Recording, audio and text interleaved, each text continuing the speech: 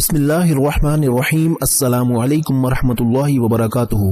دوستو، آج کی اس ویڈیو میں ہم سورہ فاتحہ کی فضیلت اور اس کے فوائد بیان کریں گے۔ ناظرین، سورہ فاتحہ پڑھنے سے کیا ملتا ہے؟ سورہ فاتحہ پڑھنے کی فضیلت کیا ہے؟ محترم ناظرین، ایک مرتبہ رسول اللہ صلی اللہ علیہ وآلہ وسلم تشریف فرما تھے اور صحابہ کرام رضوان اللہ علیہ مجمعین بھی کافی تعداد میں آپ صلی اللہ علیہ وآلہ وسلم کی خدمت اقدس میں بیٹھے ہوئے تھے۔ رسول اللہ صلی اللہ علیہ وآلہ وسلم نے ارشاد فرمایا کہ اللہ تعالیٰ نے مجھے بہت سی نعمتیں عطا فرمائی ہیں جو کہ مجھ سے پہلے کسی پیغمبر کو نہیں دی گئیں۔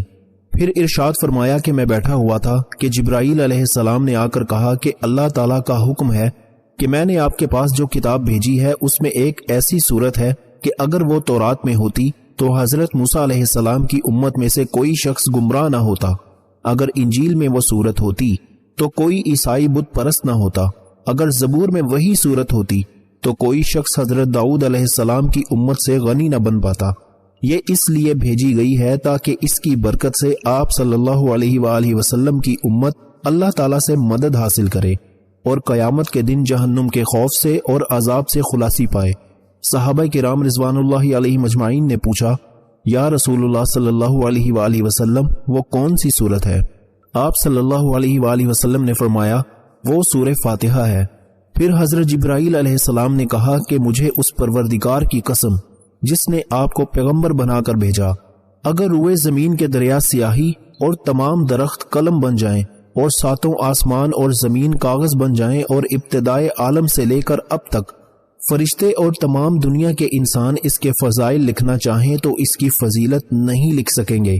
محترم ناظرین، اگر آپ دنیا کے غم و آلام سے تنگ آ گئے ہوں، کسی جگہ پناہ نہ ملتی ہو، مسائل بے شمار ہوں اور وسائل نہ ہونے کے برابر ہوں، آپ کا بال بال قرض میں جکڑا ہوا ہو، گھر والے بھی آپ سے بدظن ہو چکے ہوں، دوستوں نے منہ موڑ لیا ہو، روزگار کی تلاش ہے لیکن روزگار نہ ملتا ہو، دن بدن غربت اور تنگ دستی ہوتی چلی جا رہی ہو، تو آج کی اس ویڈیو کو مکمل دیکھیے گا کہ اس میں بہت سارے پیچیدہ مسائل اور ان کا آسان حل بتایا گیا ہے۔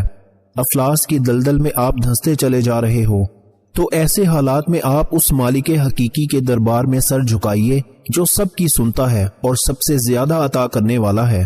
اس سے بڑھ کر کوئی کریم نہیں، کوئی مہربان نہیں، کوئی رحم کرنے والا نہیں اور کوئی سخی نہیں۔ آپ اس مالک کون و مکان پر کامل بھروسہ کرتے ہوئے اور یہ یقین رکھتے ہوئے کہ اگر اس کا در بند ہو گیا تو پھر کوئی در آپ کے لیے کھلنے والا نہیں، اور اگر اس نے آپ کو عطا کرنے کا فیصلہ کر لیا تو کوئی آپ کو محروم کرنے والا نہیں۔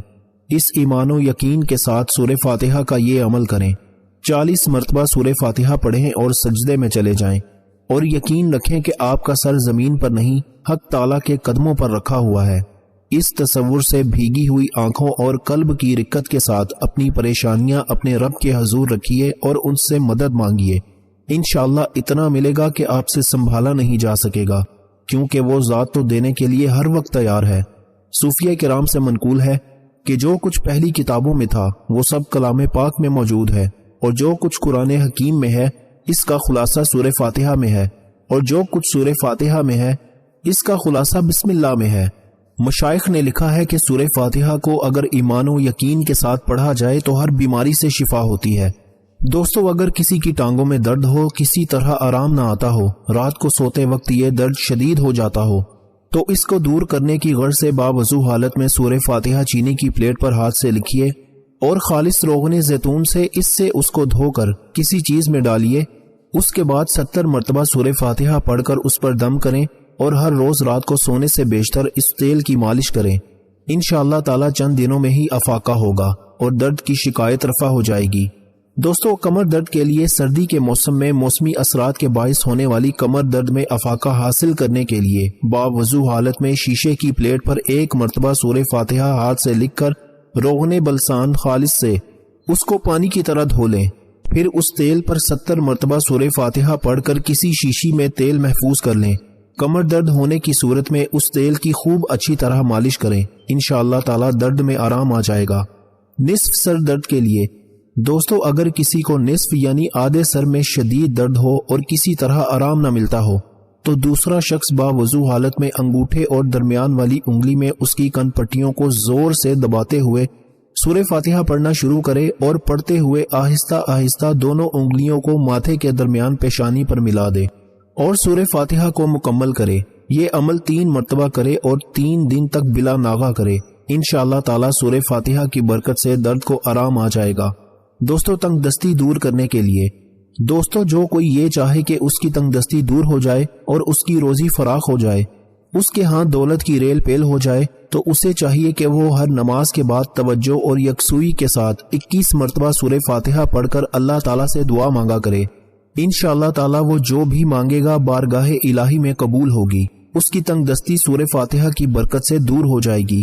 اللہ تعالیٰ پردہ غیب سے اس کی روزی کے ایسے اسباب پیدا فرمائے گا کہ جس سے اس کی روزی فراخ ہو جائے گی، اس کی تنگ دستی خوشحالی میں بدل جائے گی۔ یقین کامل اور توجہ اور یکسوئی کے ساتھ عمل کو بلا ناغہ جاری رکھیے، بفضل باری تعالیٰ فیض ہوگا۔ اولاد کے حصول کے لیے دوستو، اگر کوئی عورت بے اولاد ہو، اولاد کی نعمت سے محروم ہو اور چاہتی ہو کہ اللہ تعالیٰ اسے اولاد کی نعمت سے نوازے، تو اس مقصد کے لیے چاند کے مہینے کی پہلی جمعرات اول و آخر 3 مرتبہ درود پاک پڑھیے، درمیان میں 111 مرتبہ سورہ فاتحہ بما بسم اللہ الرحمن الرحیم اور آمین پڑھ کر سادہ گلاس پانی پر دم کریں۔ اس دم کیے ہوئے پانی کو تھوڑا تھوڑا دونوں میاں بیوی کو پلا دیں۔ ہر جمعرات کو 7 جمعرات تک یہ عمل کریں، کسی بھی جمعرات کو ناغہ نہ کریں۔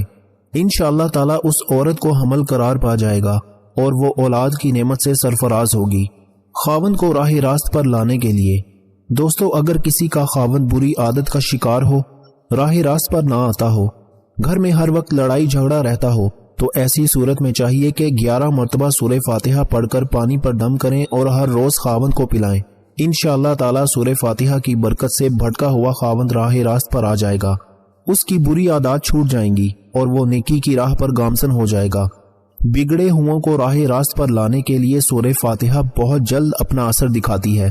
نظر بد سے بچاؤ کے لیے دوستو، جس بچے کو بہت جلد نظر بد ہو جاتی ہو، ہر روز کسی نہ کسی کی نظر بد کا شکار ہو جاتا ہو، تو اس کو چاہیے کہ باوضو حالت میں سورہ فاتحہ لکھ کر تعویذ میں محفوظ کر کے بچے کے گلے میں ڈال دے۔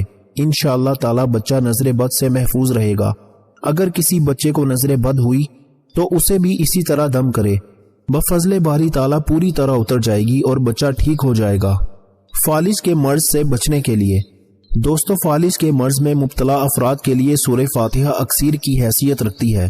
جو کوئی بھی فالج کے مرض میں مبتلا ہو تو کسی دوسرے شخص کو چاہیے کہ وہ باوضو حالت میں شیشے کے برتن پر سورہ فاتحہ ہاتھ سے لکھے اور اسے خالص روغن بلسان سے دھوئے۔ اس کے بعد 70 مرتبہ سورہ فاتحہ پڑھ کر تیل پر دم کرے۔ یہ دم کیا ہوا تیل کسی شیشی وغیرہ میں ڈال کر محفوظ کرے۔ ہر روز اس تیل کی مالش کرے۔ انشاءاللہ تعالیٰ چند دنوں میں ہی افاقہ ہوگا اور شفائے کاملہ نصیب ہوگی انشاءاللہ۔ ایک روایت میں ہے کہ ابلیس کو اپنے سر پر خاک ڈالنے کی نوبت 4 مرتبہ پیش آئی۔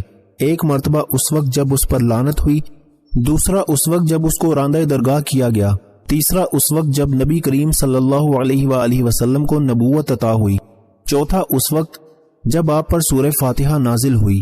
دوستو، میں امید کرتا ہوں کہ آپ کو ہماری آج کی یہ ویڈیو پسند آئی ہوگی، لیکن آپ سے ایک ہی درخواست ہے کہ جو بھی ان مسائل کا شکار ہیں، آپ کے دوست احباب جتنے بھی آپ کے پیارے اور چاہنے والے ہیں، آپ ان سب کو اس ویڈیو کو لازمی شیئر کیجیے گا تاکہ ان کا بھی بھلا ہو سکے۔